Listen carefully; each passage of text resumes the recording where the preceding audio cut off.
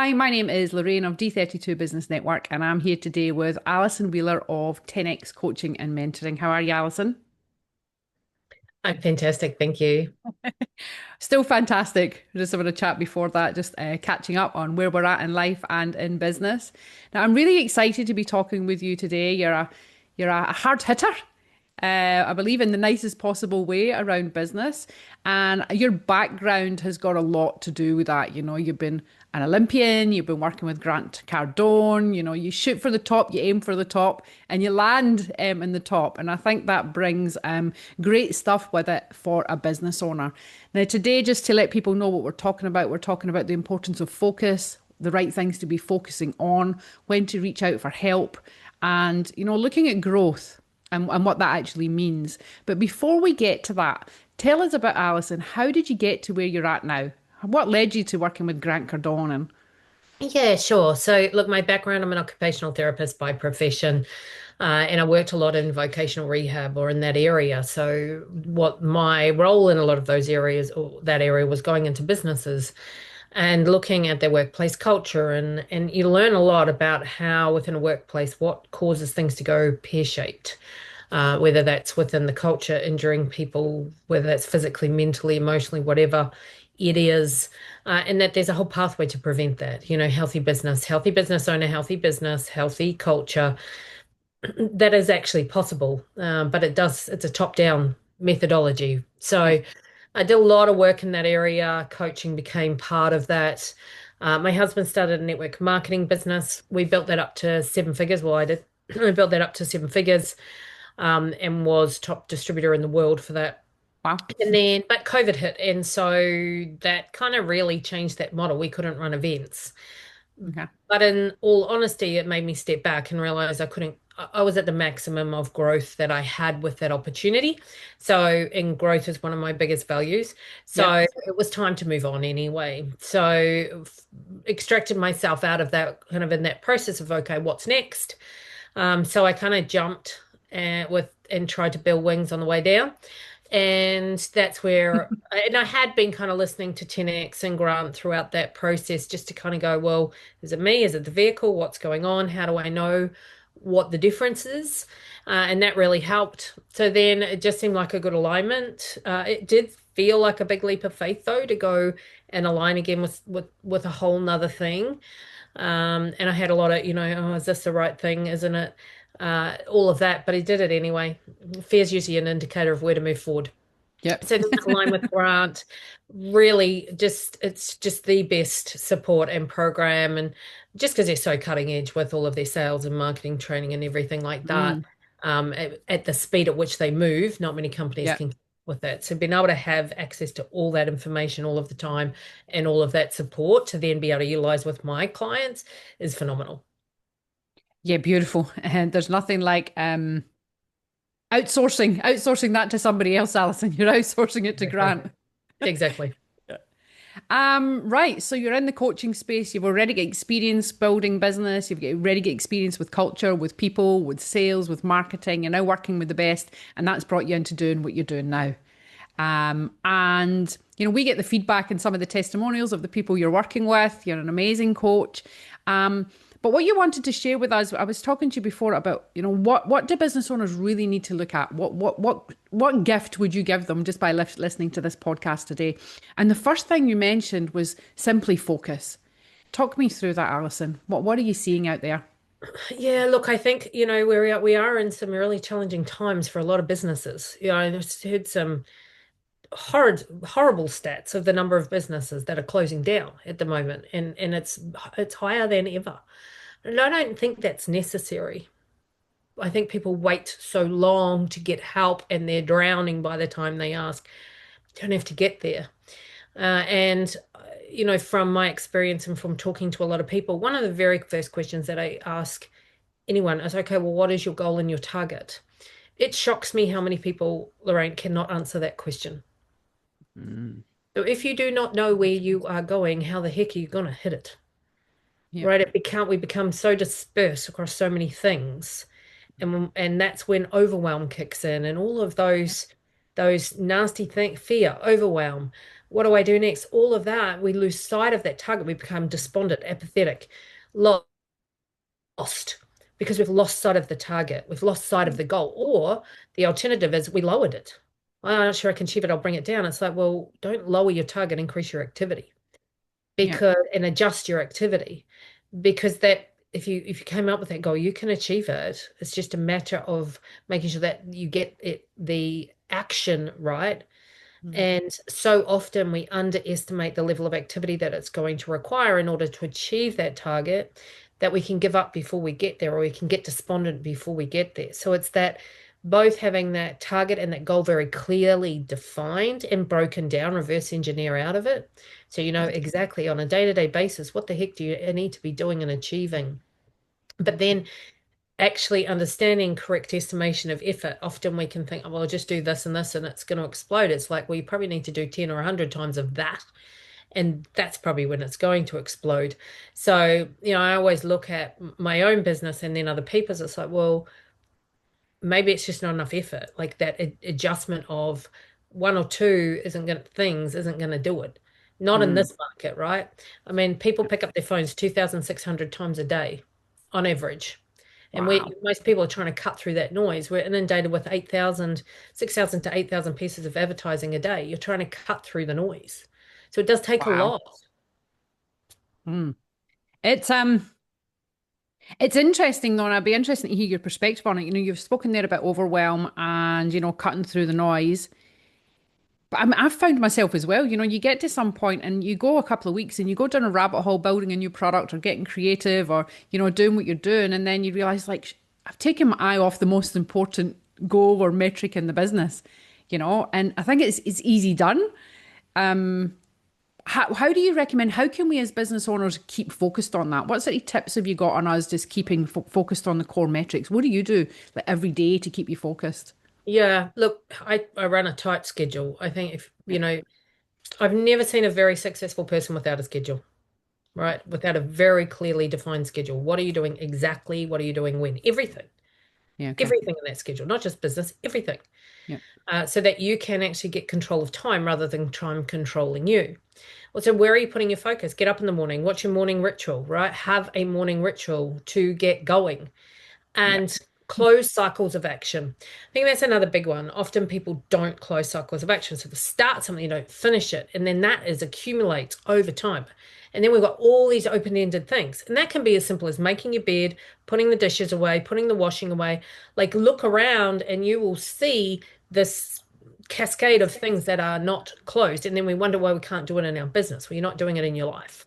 yeah, I also think from a very simple perspective, get enough sleep, get enough water, eat well enough, right? yeah, Like if you want to perform at a high level, we live in this thing called a body. You've got to feed it, you've got to nourish it because it won't perform at the level you want if you don't do that. So from a simplistic basis all the way through to more complex, right? One is yeah, look after you, but that doesn't mean retreat.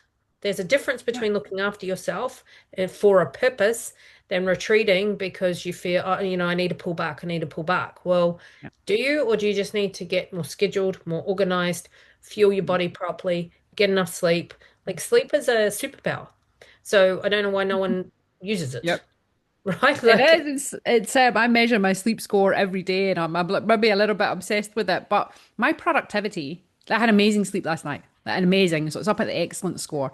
And I'm completely different. I am on fire. I'm on charge. And my productivity is at least three times or four times what it would be up until what we at 11 a.m. in the morning than it would have been if I had an average sleep. So I'm totally with you there. Superpower. it is, right? It 100% is. And you're a master of your body, you're a master of taking care of yourself and your fitness and your health and stuff. And I think that comes through in your coaching, Alison. It is that discipline, but it's self-care in there as well. There's self-care discipline. It doesn't have to be, beating yourself with a big stick, but there is discipline and self-care there to make sure that you're the best person for your business. 100%. Turning up for yourself first and then for everybody else because, are you putting your best self forward? Or Mm. are you like if you want your staff to improve and to perform, if you're coming in and you're all over the place, well, how can you expect them to be stable if you aren't? Yep. Yep. They're feeding off you. That's right. And mirror, an exact mirror. But Yeah. the another thing you wanted to talk about, which I was really interested in exploring, Alison, was you were saying, what's happening at the minute is, and it's probably to do with the climate, where business owners are, you know, um, tightening the belt, if you like. But you've made a distinction there about, we still have to be focused on growth. Can you talk to me what's happening out there in that area? What are you seeing? Yeah, look, I'm seeing a lot of businesses who are focused on cutting costs at the sacrifice of growth. Yeah, So okay. they'll cut back on their marketing, right? They're in that retraction phase. I need to cut my costs. Well, that might be true, and I'm not denying you need to analyze your costs, right? Like, can you cut some subscriptions you don't need? Do you need to renegotiate your insurances and your power and all those things which you can do? Of course. Do you need to be a leaner in your staff, right? In your revenue per employee. Do you know what your revenue per employee calculation is and what is going to make you profitable? Because there's a formula. Yeah. But then if you are not actually focused on growth and marketing, you can only cut back to zero and then you're closed. So if there's not a higher percentage of your focus on growth and how you're going to acquire more clients and more customers, you run out of room to cut back. And Yeah. then what are you going to cut back from, right? Like where then? So I really strongly encourage people to have such a stronger focus on how are they going to market, how are they going to acquire clients, and it might be going back to very grassroots. Mm. Pick up the phone, Yeah. right? Don't rely on It's email. becoming Stop being popular these days. stop exactly. Stop being a Yeah. keyboard warrior. We think I'll put a Mm. few posts up on social media and the world's going to see me. Well, probably not. Pick up the Yeah. phone. Right, I think those old school methodologies are going to need to come back Mm. in, Yeah. certainly from my experience and what I'm seeing, and with the development of AI and all of those things. The world's moving faster. So then there are things you can do to cut through that noise and to get out behind the screen and to make a difference and to show that you are, offering higher value and service. Because in these times that's part of what people are going to choose as well. Yeah. Because there is a whole price myth out there, that people just decide on price. No, they don't. They Yeah, that's decide right. on value. Yep. So, going back to those core things, but promotion has to be at the forefront of any business, because if you don't promote, you'll go out of business. No matter how scared you are and Mm. what's going on, you have to promote your way out of the problem. I love that. I actually love that. I'm going to keep that and use that one. Alison, you got to promote yourself out of the problem. I think that is also what I'm hearing there is a bit of a mindset in there. Your mindset could be looking at the dark side and the costs, or you could say, yes, that's the reality, but my mindset and my focus is here, which is growth and keeping that. And I can appreciate that that's hard, to keep that positive mindset, but I like the other thing you said there as well about, you can't go lower than zero. You can't Um, cut costs back past zero. So yeah. at some point, okay, you've done all your cost cutting, great, but now what? Comes Mm, back to promote, promote, promote. It's the only way out of a problem is promotion. yeah. I love that. Love that. So keep focused on our metrics and keep focused on growth, right? We have to be always focusing on growth. Now that then so it leads us into another thing that you'd said earlier was around, and you just dropped a little bit about it of people wait until it's too late before they ask for help. What sort of warning signs do we see? Like, what have you seen business owners and you think, well, you should have asked for help then, or you should have asked for help then? What do we need to be aware of and looking at? Yeah, look, I think ask for help before you think you even need it. Yeah, okay. Like, really, like Yeah. that's the best time. And Mm, help is not a failure, it's actually sanity to ask for help, mm, right? Because you can accelerate the growth. You don't have to be in a problem to then ask for help. yeah. You could create the Mm, problem, right? And go, oh, I want to grow. Now I've created a new problem. Now I'm going to get help. Or you can wait to create a problem, as in one that's a real problem, like we're going backwards or sideways, which is just the same. And if you understand statistical graphs, a sideways graph is 2 moments away from going down. So your yeah. business is in trouble. Then if you're looking at your numbers as well and you're reviewing your stats, you know that anything other than a slight upward trend, your business is in trouble, or a steep upward trend. Those are good, great. But if it's anything else, your business is in trouble, you need help. And then on the flip side, if your business is going well, it still needs help. You need help Mm. because you'll tap out your own ability to grow. We are Yeah. only going to grow to our own leadership lid. We're only going to grow to our own capacity of thinking. What got us here will not get us there. Mm. People talk about, oh, I'm burnt out, I'm tired. Don't wait till you don't have to wait till you're burnt out to ask for help. And Yeah. burnout is usually one of many things, but one of them is a sign that you've had too many losses and failures and you haven't been able to bounce back, Yeah. right? So there is a methodology to helping you do that, helping get all of that off so that you can feel good again I'm back and refreshed. not feel burnt out. Because yes, you may need to rest, but as soon as you go back into your business, most people feel the same thing again because they haven't fixed the problem. Yeah. Right. You're only So I 2 minutes think, away from the same cycle. So I think mm, that, if you are feeling overwhelmed or, at the beginnings of that, or you're not sure how to grow, or you're just not sure, what do I do? How do I get my business to the next level? Great time to ask for help. mm, yeah. So I think, yeah, a couple of things there. I really like that, that the problem can be a challenge. You can ask for help when it's at the challenge, like how do we get to the next phase? But what I really like there was the distinction you made that, if you're flatlining and you're not growing, and or if you've done that for any length of time, then something needs to be looked at, something needs to be fixed because yeah, anything happens in the climate or one move and the thing can be in trouble. So I think that's a really nice distinction for business owners. And I think as well, just because we're in a network, some people, it's okay to go and ask people for a cup of coffee and say, I'm struggling. People will help you out there. There's people, I mean, I'm sure you would help somebody, to have that one-on-one. Let me look at your business. Let just talk to somebody because we Absolutely. bottle it all up, and then yeah, it gets too far, and It it's not it's does. not it's not salvageable. Yeah, often, I talk to business owners all the time, and often they have no one else to talk to, right? Like That's because right. there's not a Yep. safe person that's external to their business, or they don't want to talk to their staff, they don't want to talk to their spouse, right, or partner. And I get that totally, 100%. Mm. Find someone who is a safe person where you can communicate back and forth with and work through these things. So because you created the problem, you're going to have to figure out how to outcreate the problem. But Yeah. often that will take someone else for you to be able to communicate with, to be able to see it from a different vantage point. Yeah.